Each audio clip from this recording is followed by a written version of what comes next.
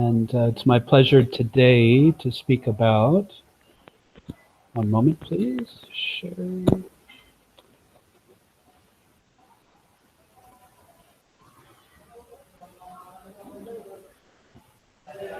Okay, it's my pleasure to speak about the environmental ethnopoetics of Western Myanmar and Northeast India. Environmental ethnopoetics is a term that I'm working with and trying to develop to describe the poetry of the indigenous people of this border region.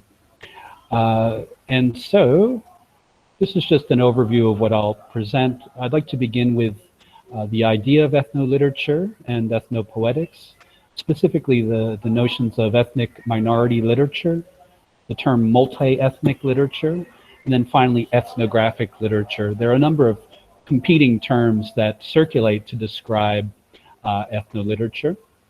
The second is bringing those ideas into conversation with environmental literature and ecopoetics, which are well-established areas in their own right. Looking at the notion of the environmental text, which has been central to eco-critical studies during the last 25 years. Looking at eco-criticism and more specifically comparative eco-criticism. Comparative eco-criticism being a practice of comparing texts from different regions, from different cultures, from different nations.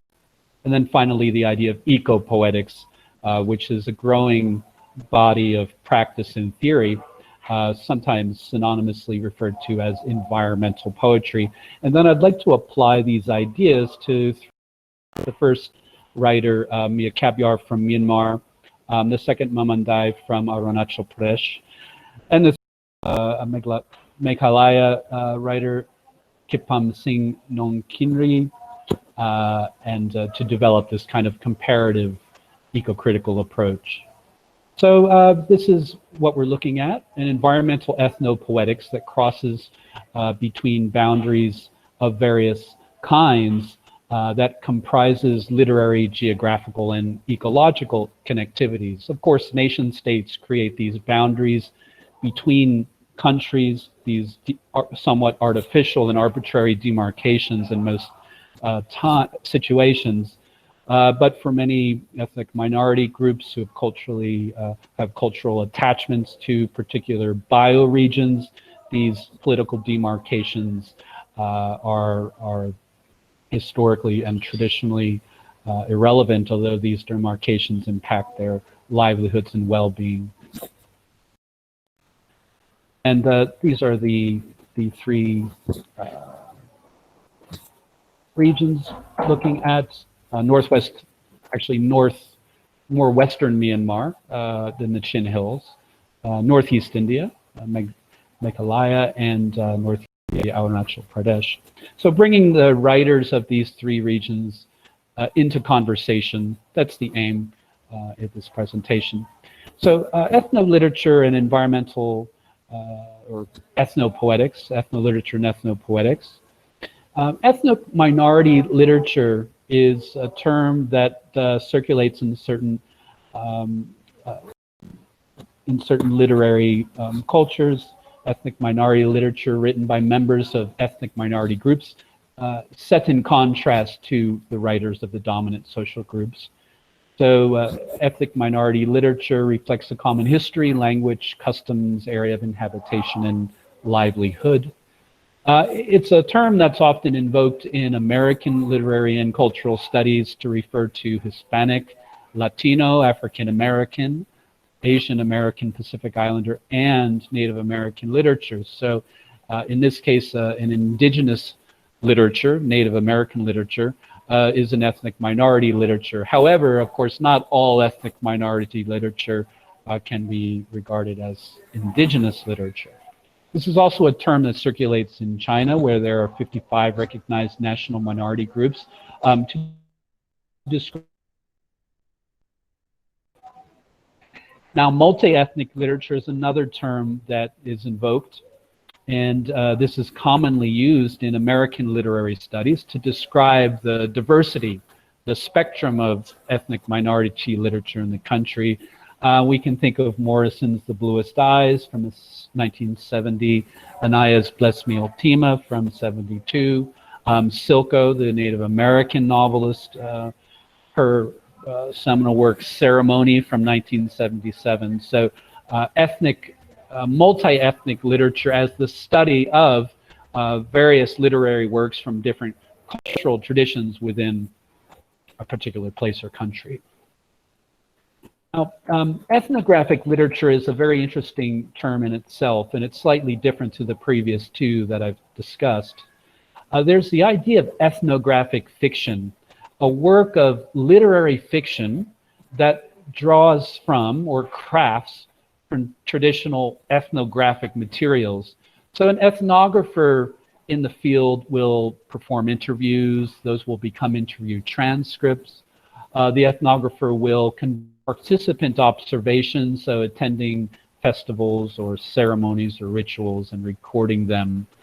An ethnographer conducts surveys, typically more so nowadays online. And a traditional kind of ethnographic approach is, the notebook in the field and taking notes, photographs, and more recently, video documentation of cultures. A work of ethnographic fiction sculpts all of those or some of those materials into a fictional work. So there's a process of fictionalization that takes place. Now, ethnographic nonfiction is slightly different. This is common, of course, in the discipline of anthropology, where works of ethnographic nonfiction have been produced since the early 1900s and arguably since throughout the 1800s. Richard Nelson's The Island Within, published in 1989, is a good example of a work of ethnographic nonfiction. Nelson was an anthropologist, and The Island Within is kind of an anthropological literary account of native Alaskan people. So Nelson was living among the people, observing in particular their relations to animals and plants. So a work of ethnographic nonfiction takes those ethnographic materials, produces a literary nonfiction account from those materials. Ethnographic poetry is another genre, and it's similar to ethnographic fiction and nonfiction. Ethnographic poetry is a verse form composed through those conventional ethnographic materials listed above. Now, in Australia, there's a well-known work of ethnographic poetry. It's called The Story About Feeling by Bill Niji. Bill Niji was an Indigenous elder, and he worked with a number of ethnographers over the years who interviewed him, and then in collaboration with him created a verse form of the ethnographic transcripts. And the verse form, it's something like a cross between poetry and narrative, so you can actually think of it as verse narrative. So ethnographic poetry that's derived from ethnographic materials. There's another term, ethnopoetics or cultural poetics. This term refers to non-Western, non-canonical poetries, often ancient and autochthonous cultures, the poetries of those cultures. By autochthonous, I mean cultures with a long-standing relationship to the earth, where their cultural practices and traditions are derived from intimate knowledge of the earth and specifically the regions in which they live. So ethnographic or cultural poetics really began or arose as a term. Sorry, whoops.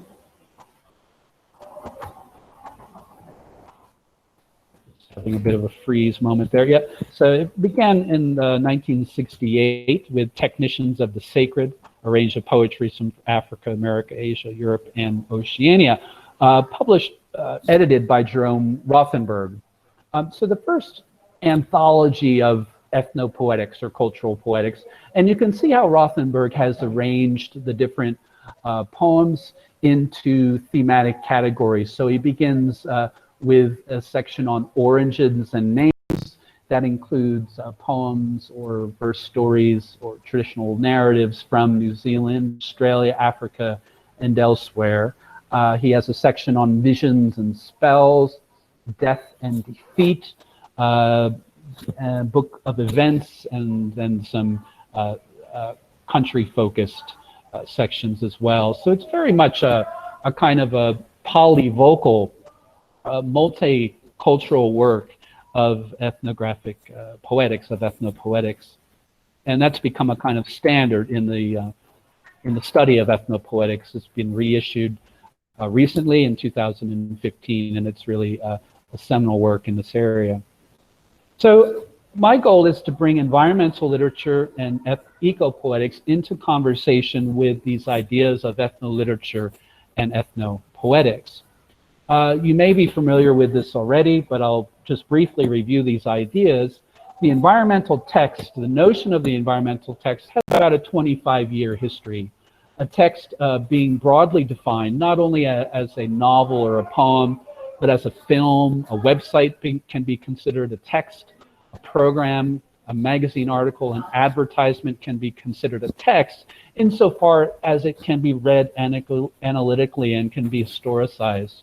But for Lawrence Buell, who originated this term, ostensibly, an environmental text is that which represents the environment, ecological issues, or human nature relations. So Buell defined this in his book, The Environmental Imagination, 25 years ago, as the non-human, as a text in which the non-human environment is present not merely as a framing device, but as a presence, right? So that the forest or the animal or whatever it may, it's not merely part of the background or the setting, as traditional literary analyses might argue, but that forest or animal is central to the narrative, and in fact, in some instances, becomes a protagonist, a non-human protagonist.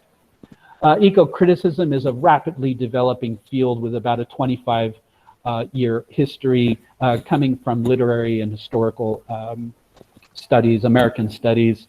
And eco-criticism is the literary and historical analysis of environmental texts. And of course, Glotfelty, around the same time as Buell, talked about eco-criticism as the study of the relationship between literature and physical environment, demonstrating an earth-centered approach to literary studies. So an eco-critic has an environmental or ecological outlook on the study of environmental texts. An eco-critic is often looking for the environmental or anti-environmental dimensions of a text. Now, since the 1990s, eco-criticism has rapidly diversified into specializations such as post-colonial, affective, empirical, zoocentric, and even phytocentric studies. So it's a dynamic and rapidly evolving field. So looking now at ecopoetics, which has a kind of parallel relationship to eco-criticism, yet ecopoetics has its own theory and practice. And ecopoetics is first and foremost a genre of poetry that expresses ecological values, critiques degradation, and upholds an ethics of the natural world. And it's often associated with contemporary environmental activism and advocacy. The term itself has about a 20-year history. It's distinct from nature poetry, which is linked to British Romanticism and the pastoral. And it's also poetry, which is preoccupied with aesthetic environment. But ecopoetics can also refer to a mode of literary analysis, so that you can perform an ecopoetic reading of a poem, any kind of poem, not necessarily an environmental poem. So approaching poetry through an ecological lens can also be regarded as ecopoetics. And more recently, ecopoetics has been used to describe projects of various kinds that have an environment, often community or what's called artistic or activism projects with an environmental bent. So how to bring these two ideas together in terms of the poetry of Myanmar? Myanmar shares an extensive border with India, a 1,600-kilometer border, in fact. It shares a border with 4 Northeast Indian states, Arunachal Pradesh, Nagaland, Mizoram, and Manipur. And The Chin Hills is a bioregion in Myanmar, in western Myanmar, and that extends northward up into India's Manipur state. Now, the Chin people are the indigenous people of this area. They have traditional knowledge of this environment that does not adhere to this arbitrary political demarcation between the countries, that in fact crosses between or crosses over or elides that political boundary. The traditional ecological knowledge of the Chin people is often the subject of their poetry.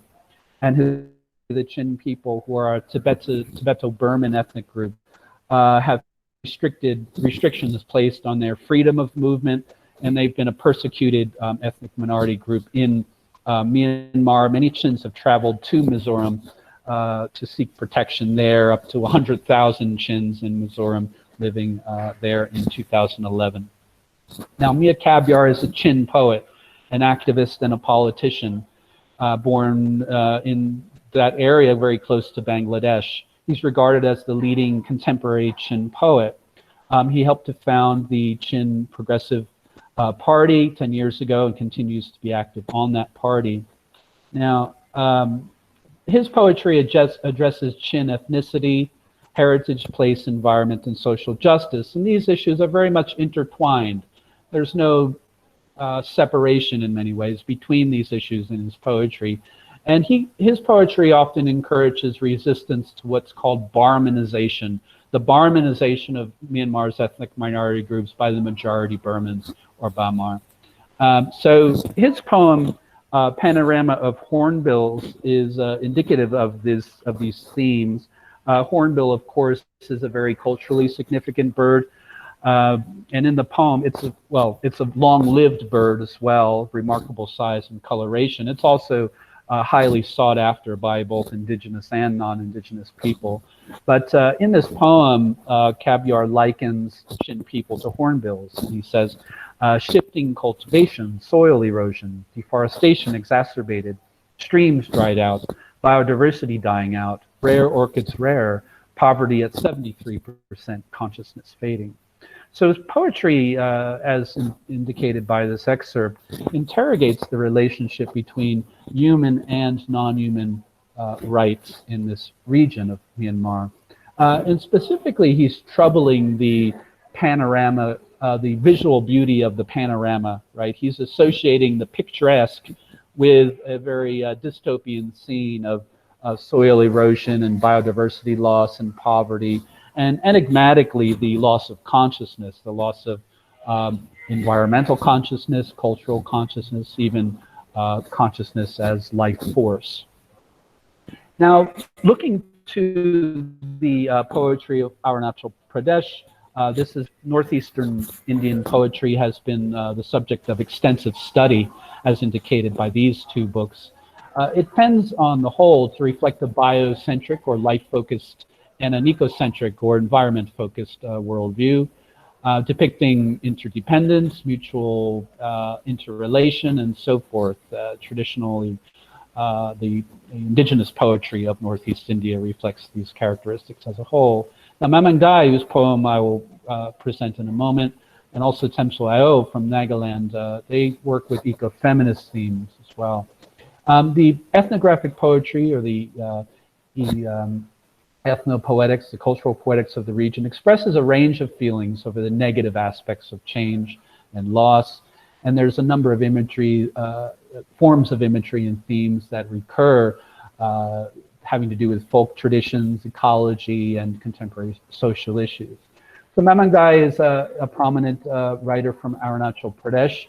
She has Adi cultural heritage. She's also a broadcaster and journalist and conservationist. Now, the Adi are the most populous indigenous people of Arunachal Pradesh.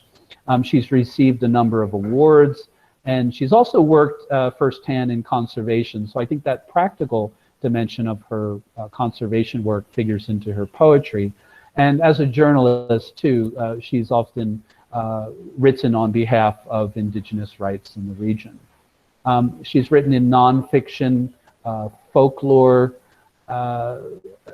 fiction as well, and also poetry. And her poem, The Voice of the Mountain, is the one I'd like to just refer to now. This poem exhibits a kind of deep identification with the natural world in which there's a breakdown of subjectivity and a strong sense of intersubjectivity. She says, I am an old man sipping the breeze that is forever young. In my life, I have lived many lives. My voice is sea waves and mountain peaks in the transfer of symbols. I am the chant syllable that orders the world, instructed with history and miracles. So not only is there a sense of intersubjectivity, but there's a sense of polyvocality, that my voice is not merely mine, but it's the voice of the sea waves and the mountain peaks. It's a deeply ecological outlook. So I am the desert in the rain, the wild bird that sits in the west, the past that recreates itself in particles of life that clutch and cling for thousands of years. I know these things as rocks know, Burmans embrace, about clouds and sudden rain. As I know a cloud is a cloud is this uncertain pulse that sits over my heart. So once again, this deep empathetic identification with the elements of and the organisms of the environment. I am the breath that opens the mouth of the canyon, the sunlight on the tips of trees there. Where the narrow gorge hastens the wind, I am the place where memory escapes the myth of time. I am the sleep in the mind of the mountain. So if the mountain can sleep, it must have a form of consciousness.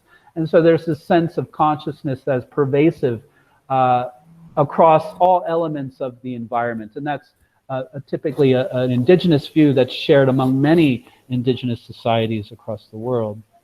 Now, in conclusion, looking at some of the environmental ethnopoetics of Meghalaya, another state in India, here sharing a border with Bangladesh, Assam. And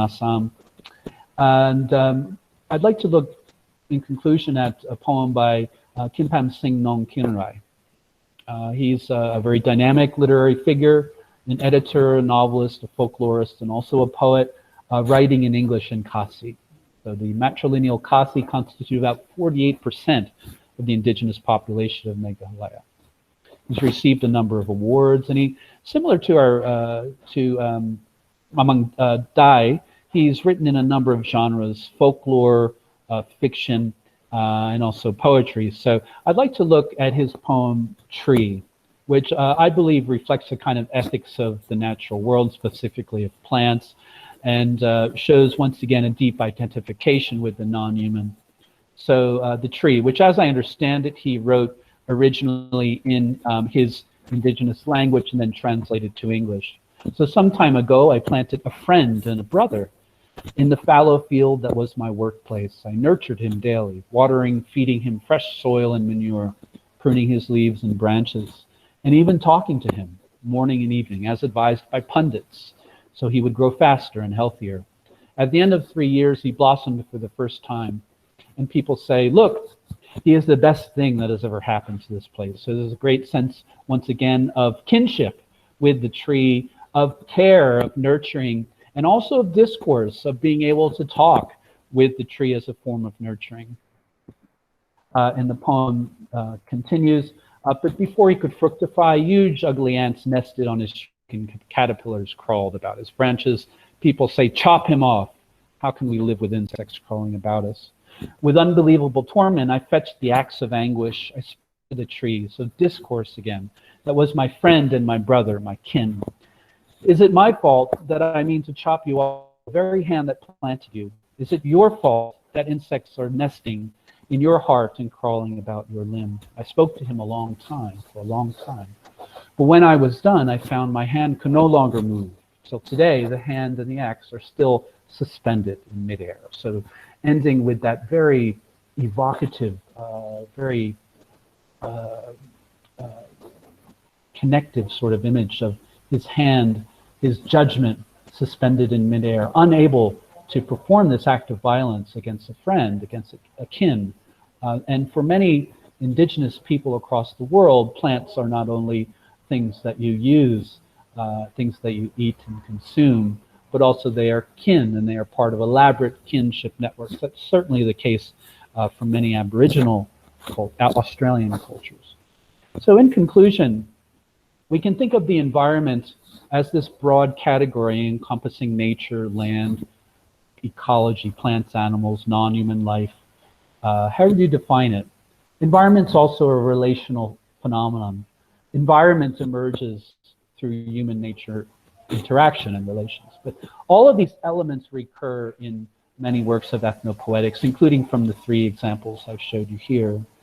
The literary expression of these three poets is intrinsically interlaced with environmental messages, values, and meanings. And to lose sight of that environmental ethics within these works is to lose sight of a very important element of the work. And this comparative eco-critical approach that I've posited here and attempted to put into place helps us to understand the shared environmental concerns between different indigenous cultures in different parts of the world, and to think beyond the political demarcations that separate country from country. And indigenous wisdom in this sense is really profound because it works across these political demarcations. So that's all I have to say for the presentation, and thank you very much for your kind attention. I think we have a few minutes for questions. Thank you so much, sir. It was a wonderful presentation. Your presentation talked in detail about the new concept, for me at least, these are new. Ethnographical poetry, ethnopoetics, environmental ethnopoetics through a reading of various contemporary poets that you have brought us from Indonesia, Myanmar, and India. So the literary works of Dai, Kabyar, and Crenshaw, valued with the environmental values and meanings and message. A comparative ethnopoetic approach allows us to understand the environmental concerns shared between the writers and the region, especially in relation to the indigenous community in an era of widespread of a biocultural loss. So, rightly said in your conclusion that environment is an intrinsic element of worth of ethno-poetic forms, various traditions. Thank you so much, sir. Wonderful presentation. Let's have few questions. I could see some in the chat box. Yeah, Bhavana Vijay, please unmute yourself and ask your question.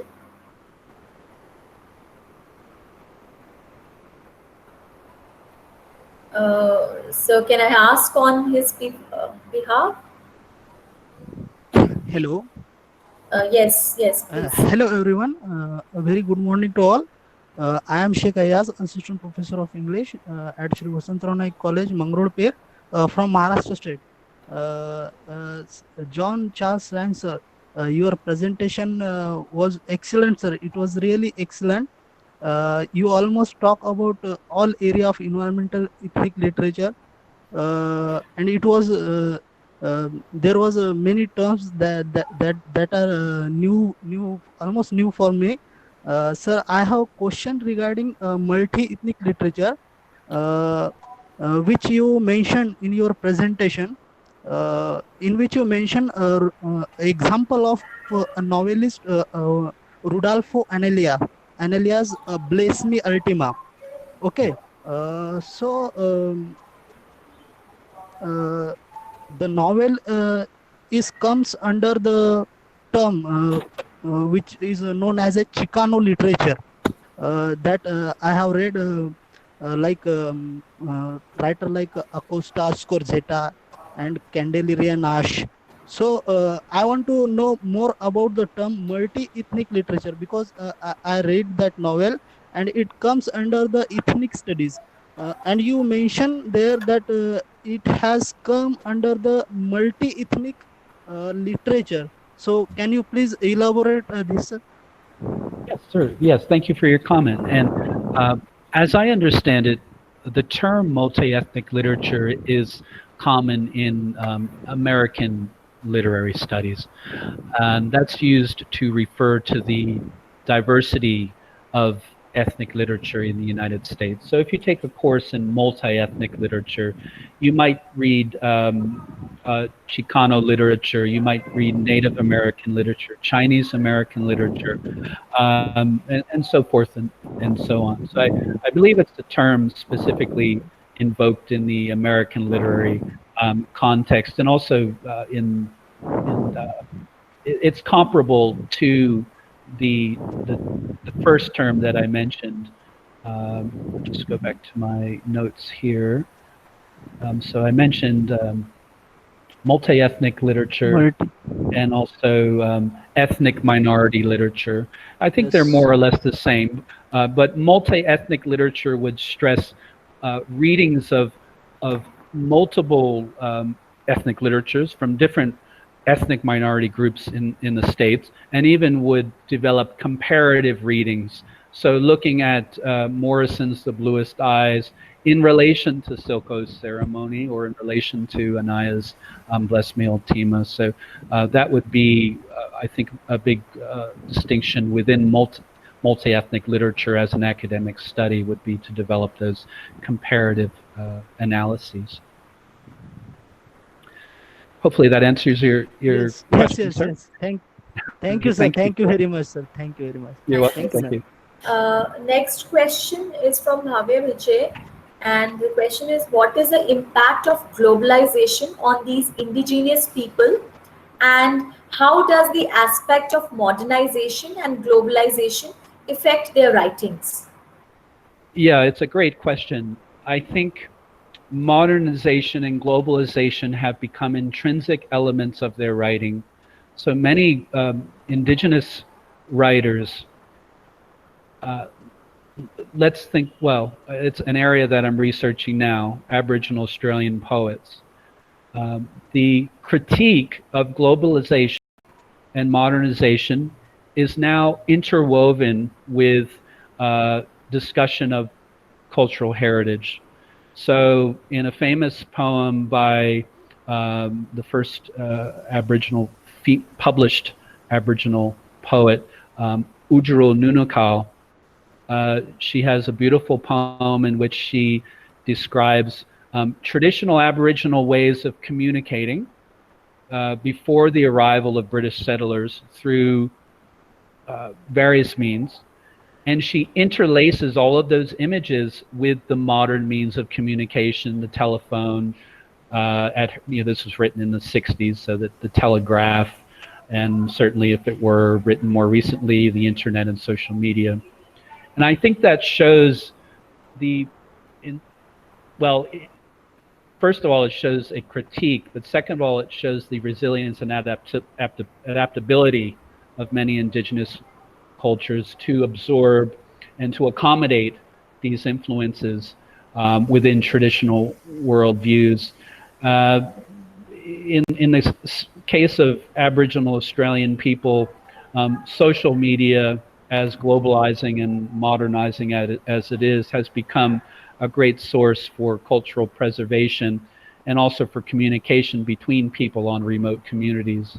So there's at once a critique and at once an acceptance of these forms of globalization. But I think just as you can't separate the environment in the discussion of ethnopoetics, you can't separate the discussion of globalization and modernization from contemporary ethnopoetics.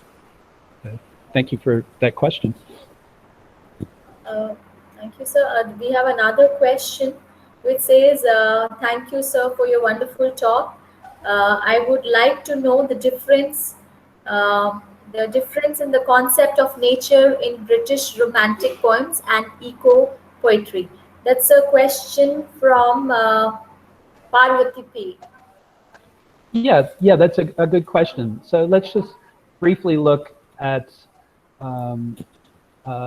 Kabyar's Panorama of Hornbills, right? That's an ecopoetics, an example of ecopoetics. And why I say that is because it's not romanticizing the environment as this picturesque, beautiful scene. The poem is centralizing soil erosion, deforestation, the drying of streams, the loss of biodiversity, the loss of rare species, and also human poverty. Now, that's typical of ecopoetics as a contemporary form of environmental poetry, especially of the last 20 years. In comparison, if you look at British Romantic poetry, Wordsworth and other sorts of poets of that era, there's often a kind of romanticization of the landscape as a beautiful prospect, as the prospect where often men go, right? Men to achieve self-actualization. And so the sublime is often an important aesthetic within British Romantic poetry. Nature as a kind of theater for human aggrandizement. That's a very typical theme within British Romanticism. But a poet like John Clare, of course, broke that mold, but there's still within Clare an element of celebrating the visual beauty and the prospect of the land. Ecopoetics is very much attuned to our current environmental situation of the Anthropocene and all the related ecological perils of our age. So thank you for the question. Thank you. So we'll take one last question from Lee Chen. He says, Dr. John, could you introduce your experience and understanding of some particular concept in indigenous languages, such as a country for Australian Aborigines, through an English discourse analytical approach? Okay, yeah. Well, looking at Aboriginal poetry, for example, it's extremely important to understand concepts like country. Country in an Aboriginal context doesn't mean nation. It doesn't even mean necessarily, it's not restrained to the idea of land as a material. Country is all encompassing. Country includes where you live, your relations to other people, your kin relations to animals and plants. This is how I understand it as a non-Indigenous person interpreting the concept. And I think this would be the same for scholars studying, especially non-Indigenous scholars studying other forms of Indigenous poetry, to understand these highly philosophical concepts. So through an English discourse analysis approach, I guess you're referring to textual reading, the textual reading of the poem. And my approach is to perform a textual reading of an Aboriginal poem, but to try to become very well versed to the best the best of my ability in concepts like country, kinship relations, and also Aboriginal terms that are specific to regions. So in Perth, for example, there's the term bujar, which is country, but that term bujar refers to land, people, animals, plants, but it's specific to the Perth region. So yes, hopefully that answers your question. Thank you very much, Dr. Chen.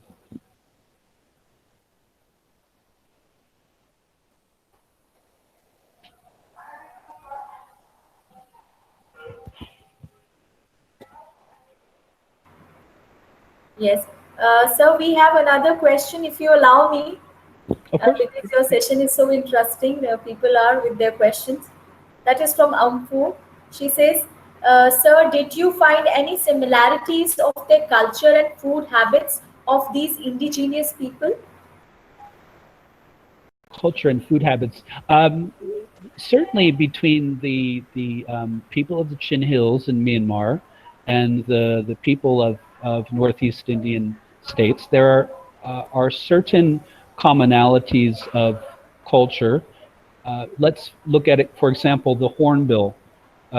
This bird is centrally important for many cultural traditions in Northeast India, as I understand it. I'm not an expert on Northeast India, but it's similarly important for the cultures of the borderland region of Myanmar. So you can see then the importance of cross-cultural dialogue and cooperation amongst indigenous people of these regions in conserving a species such as the hornbill. So that would be one example, but I think this kind of cross-cultural comparative ecopoetic approach allows you to identify commonalities of culture, environment, and food, and then the importance for cross-cultural dialogue to ensure the well-being of people in relation to these traditions. So thank you. Thanks for the comment.